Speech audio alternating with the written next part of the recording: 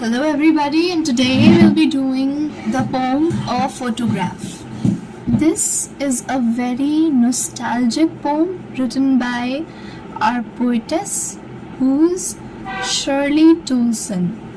So let us begin with the poem, and I'm sure that you all will love this because this is short, crisp, though heavily loaded with many emotions. Let's begin. So it says, the cardboard shows me. Okay, let me just give you a quick disclaimer. This won't take a lot of time, this poem, but once you read it, you'll remember it for a long time. I can guarantee this. If you understand it, then you will be able to remember this for a long time. I read it so long ago, but I still remember what it holds. So this is short. This video is not going to be very long, but we'll explain you with every single detail. Let's begin. The cardboard shows me how it was when the two girl cousins went paddling, each one holding one of my mother's hands, and she, the big girl, some 12 years or so. All three stood still to smile through their hair at the uncle with the camera. A sweet face, my mother's. That was before I was born. And the sea, which appears to have changed less, washed their terribly transient feet.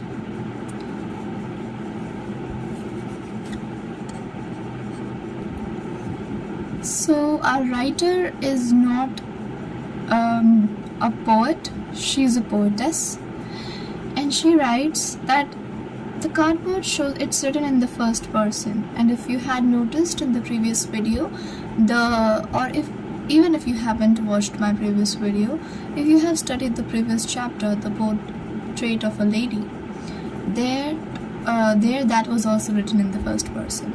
So the cardboard shows me how it was. So the cardboard is a metaphor for life. Like the cardboard, which is easily breakable, which is very fragile, life is also very fleeting. Fleeting means that is temporary. A cardboard will not last forever. It's very easily breakable. Like that, life is also very temporary, very transient, very fleeting, very short-lived. That's what it metaphorically means. Okay, literal meaning is the photo frame. Cardboard is the photo frame. Shows me how it was when the two girl cousins went paddling, each one holding one of my mother's hands. So there were two girl cousins, and one was the mother of whom? The poetess. The poetess is narrating is narrating us. So she is telling that two girl cousins were there who were holding the poetess's mother's hands. The three girls were there, two girl cousins plus mother. So when the two girl cousins went paddling is walking through water. So not literally walking through water, but when you walk barefoot on the beach, the waves of the sea waves wash your feet. So there's a very shallow layer of water, but there is water. So that is called paddling. Walking through water barefoot on the beach. So this is what is referred to as paddling. So there were two girl cousins who were holding my mother's hands, means the poetess's mother's hands, and she, the big girl. Who? The mother. Okay, here I'll not be repeating the poetess's mother. I'll be saying the mother, and it should be understood that the mother is whose mother? Not mine, not yours. It's Shirley Toulson's mother, the writer's mother. Okay. So she, the big girl, the mother is the big girl, who is around 12 years or so. Okay. And all three, who three? The two girl cousins plus the mother stood still to smile. So that, if you're talking about a photograph, when photograph is clicked, people stand still and pose, right? So that's the same thing happening here. All three stood still to smile through their hair. So there was a breeze. Because of the breeze, their hairs were moving. Their hairs were moving and they were coming onto their face, right? So through their hair means their eyes were visible through their hair. उनके चेहरे पर उनके बाल आ रहे थे और उन्हीं बालों के बीच से वो देख रहे थे. That it's a pose nowadays. It's not very untidy. It looks stylish to people nowadays, according to me. Like the breeze when it moves away your hair. Okay, we'll not be discussing it more. All three stood still to smile through their hair at the uncle with the camera. Whose uncle? Their uncle. Okay. A sweet face. My mother's. That was before I was born. So, the mother is the poetess's mother that I told you. Now, the poetess is saying that this photograph is taken before she was born. So, this is quite obvious that, she was born before. She's 12. Come on. She's 12. So, obviously, the poetess was born later on in life. And the sea, which appears to have changed less. Does the sea change? Does the sea die? Okay, not considering the pollution that humans do. But if we let it live, it will live on, right? If we don't, pollute it intentionally, it will live on. So that is what is written here. That the sea which appears to have changed less. The sea, as it has not changed much, washed their terribly transient feet. Whose? The girls. The three girls' feet were transient, and the sea washed their transient feet. Terribly transient means, terribly is just used for emphasis. Transient means short-lived or ever-changing. Their feet will be ever-changing, or the feet will not live forever. That's what. The feet will die when they die. So it is a metaphor. The feet is again a metaphor for life. This is a transferred epithet. Okay.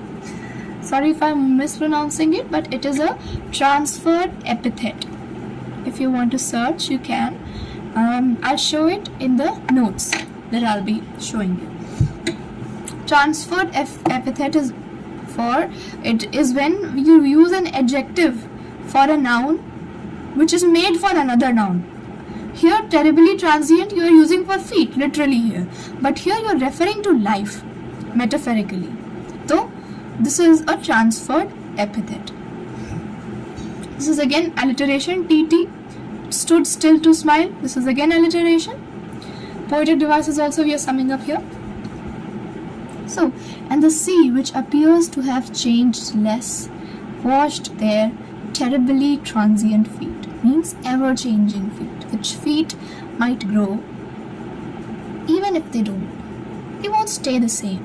They'll die, right? So, and the sea doesn't change, but the way the sea was 20 years ago, if you still visit the beach today, it will be the same.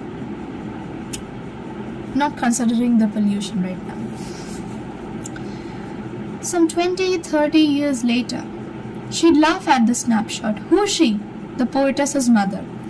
The poetess's mother, the mother would laugh at the snapshot. See Betty and Dolly, she'd say. And look how they dressed us for the beach. The sea holiday was her past. Mine is her laughter. Both wry with labored ease of loss. Okay. So here we are told that the cardboard, that means the photo frame shows me that the two girl cousins went paddling. They were walking barefoot to the beach, and each one were holding the mother's hands, and the mother was a big girl, around 12 years, and all of them stood still to smile through their hair at the uncle with the camera. She had a sweet face, and that was before the poetess was born. And the sea, which appears to have changed less because it is eternal, it is not short-lived, washed their terribly transient feet, as the waves washed their feet. So the sea is washing their transient feet, ever-changing feet. Some 20-30 years later, That means 30 years after the photo was clicked, the mother would laugh at the snapshot. She'd say that, see, Betty and Dolly. Betty and Dolly are the two girl cousins. She'd say, and look how they dressed us for the beach. So she was nostalgic. There was a hint of nostalgia here that, see, like, fashion changes, right? Every now and then. With time, people evolve. The dressing sense evolves. So she laughed at the picture when she saw it, seeing that, see how silly, I mean, whatever, the way they were dressed, she would laugh looking at it. The sea holiday was her past. Mine is her laughter. The sea holiday was the mother's past. Mine is her laughter. Yani, the past of the daughter is the mother's laughter. Her mother is no more. So both rye with the labored ease of loss. The mother means this person is no more. The poetess's mother is no more. So she's telling that some 20 years, 30 years later, she'll laugh at the snapshot. See Betty and Dolly, she'd say, and look how they dressed us for the beach. The sea holiday was her past. Till here it was fond memories, looking at fond memories. It was nostalgia when she was at her cousin's. When she'd look at the photograph, it was already clicked. 20, 30 years later, she'd look at it and laugh. But now the poetess is saying that the sea holiday of the three cousins was her mother's past. But the daughter's past is her mother's laughter.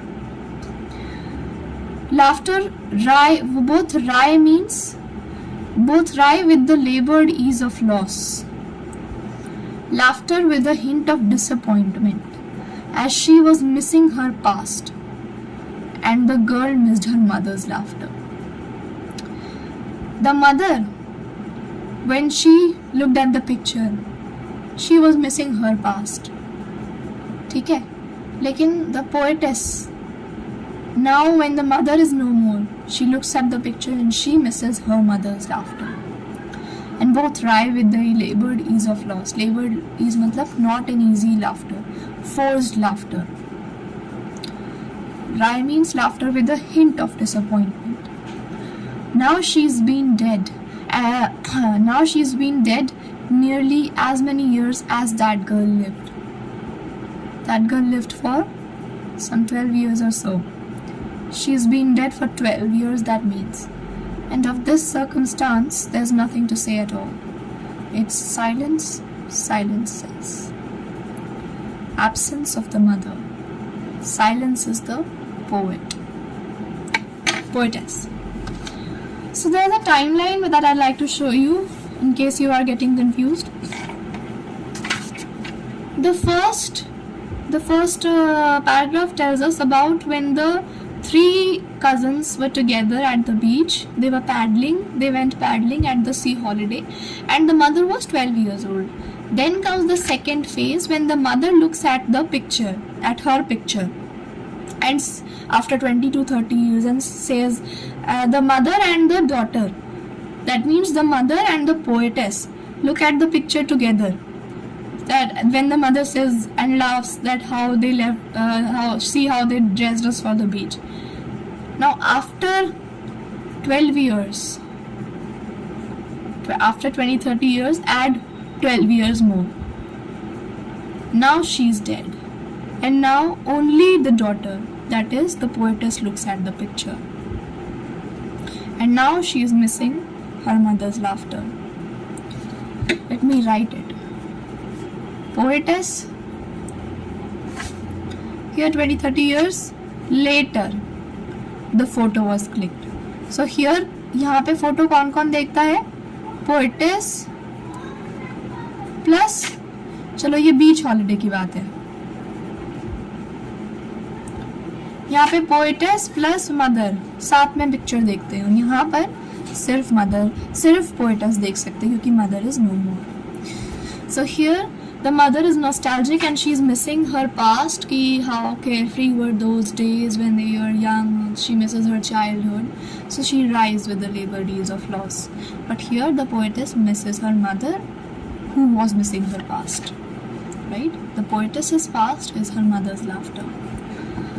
Okay. Just look at the poetic devices. Labored is oxymoron. Oxymoron means two opposite things written together. Labored means, which is not easy, but here ease is also written, like living dead. Two opposite things. Labored is two opposite things. So this is called an oxymoron. Silences. Silence is a thing. Is not a material thing, or it is not a living thing. Silence is not a person. Silences. How can silence somebody? I can silence you. Listen, I can silence you. Suppose Sushila can silence Raman. But how can silence somebody?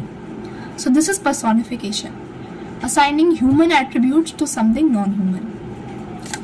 Also SS, alliteration. Feeling a sense of loss and grief. So she is dead for 12 years. And both rhyme with the both means the mother and the daughter. Mother is laughing with the hint of disappointment because she misses her past, her childhood. But the daughter, that is the poetess, is laughing with a hint of disappointment. Is not laughing, but she is disappointed because she misses her mother's laughter. This was the chapter. The poet is at a loss of words due to grief. She says that there is nothing to say at all. She is void. And it's silences. Okay. Shirley, Toulson. And let us come at the question and answers. Okay, now let's come at the summary. The poet describes her feeling about the photograph of her mother taken when she was 12 years old and feels that human life is ever changing and short-lived. A human being grows older with the passage of time. However, there are some things which never change, like the sea. The poet happens to see the photograph of her mother framed in a cardboard frame where she stood holding hands of her two cousins, Betty and Dolly, enjoying their sea holiday. The picture was taken by her uncle. The poet reminisces, that means recounts, that after 20-30 years her mother had laughed looking at the same photo. She found it amusing how Betty, Dolly and herself had been dressed for the beach. There's a sense of nostalgia in the mother's laughter when she looked at the picture which denoted her past. And with the same sense of nostalgia and loss, the poet remembers her mother's laughter, who has been dead for about 12 years now, when the poet is looking at the picture again. The sea holiday became her mother's past, and her mother's death became her past. That is the poet's past. She has nothing to say about the given situation. There's only silence, which indicates grief and loss. Okay, now poetic devices. Transferred epithet that I promised to show you. It is a poetic device which denotes that an adjective used with a noun is actually meant for another noun, like terribly transient feat. Here, human life itself is temporary, not the feat. The adjective transient is actually describing the temporary nature of life and not the feat. लिखा ये feat के लिए है. Transient एक adjective है, feet एक noun है. ये लिखा फीट के लिए है, लेकिन मतलब इसका मीनिंग इनडायरेक्टली लाइफ को सिग्निफाई करता है. ठीक. Oxymoron, a poetic device where two opposites are used together. For example, labordees denotes two opposite ideas which conveys that both the poet and her mother were struggling, trying to cope with their loss. Alliteration, occurrence of the same sound or letter at the beginning of adjacent or closely placed words. बहुत सारे alliterations थे, वो मैंने आपको उसी समय दिखा दिए थे. So that's there are question answers, I guess. What does the word cardboard denote in the poem? Why has this word been used? The word cardboard denotes the photo frame in which the photograph of the poetess's mother and her cousins were framed. It also stands as a metaphor for life itself. Just like the temporary nature of a cardboard, life is also transient and fleeting. This word has been used to symbolize impermanence. इसका एक alternate answer भी हो सकता है. The word cardboard denotes the photograph pasted on a hard thick paper. This word has been used to refer to a practice in the past when photographs were pasted on cardboard and framed with glass front to preserve them. What has the camera captured? The camera has captured a precious memory, some innocent and carefree moments of the poetess's mother's childhood. It has captured a time when the narrator's mother and her two girl cousins had gone paddling on the beach, walking through the water barefoot on the beach, holding each other's hands. The photo was clicked when all three girls stood still to smile, while a gentle breeze moved their hair at the uncle with the camera. Moved their hair या comma है. Stood still to smile at the uncle with the camera के बीच में. With a gentle breeze moved their hair. While a gentle breeze moved their hair. What has not changed over the years? Does this suggest something to you? The sea has not changed over the years. Its waves are as fresh, shining and tireless as they were years ago.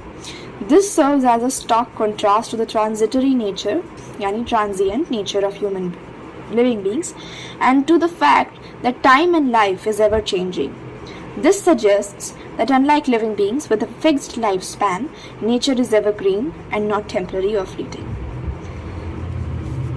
What is the meaning of the line, both thrive with the labored ease of loss? The sea holiday or the childhood of the poetess's mother cannot come back. Similarly, it is painful for the poetess since her mother's laughter will also never return. These are incidents of the past. There is a sense of loss associated with them. Both are amusing yet disappointing as the state of feeling relaxed or even laughing is an unnatural or forced one. The mother misses her childhood while the poetess misses her mother's laughter, and this sense of loss is quite painful to bear. Hence, the line tells us that they both laugh looking at the photograph, but with a noticeable hint of disappointment. The laughter does not come easy, it is a forced one. It serves as a poignant reminder. Poignant means gloomy. Reminder that time flies. What does this circumstance refer to? The death of the beloved mother. It refers to the fact that the poetess's beloved mother is no more. Right, the three stanzas depict three different phases. What are they? The three different phases are: first phase, when the poetess's mother was a child. The first stanza depicts the phase when the narrator's mother was enjoying her childhood, paddling on the beach with her two girl cousins, with each one holding one of the mother's hands. This was when the photograph had been clicked as the three children smiled through their hair. As at this point of time, the poetess's mother was around 12 years or so before the birth of the poetess. Second phase, after the poetess was born and she and her middle-aged mother looked at the photograph together. 20-30 years after the photograph was clicked, the poetess, who is a child right now, and her mother looked at the picture together. This was when the mother laughed at the click and became nostalgic, since the sea holiday was now a memory. Third phase, the period after the poetess's mother is no more. The third stanza depicts a phase when the little girl in the photo has been dead for about 12 years or so. The little girl in the photo was 12 years old, and now the little girl only, is dead for 12 years or so. Looking at the photo now, her daughter or the poetess deeply misses her mother and grieves her absence. She misses her dear mother's laughter and now has nothing to say at all. Her mother's death has silenced her and has left a great void. So this is it for this chapter. We'll meet next time. I hope you all understood everything I taught. Bye-bye.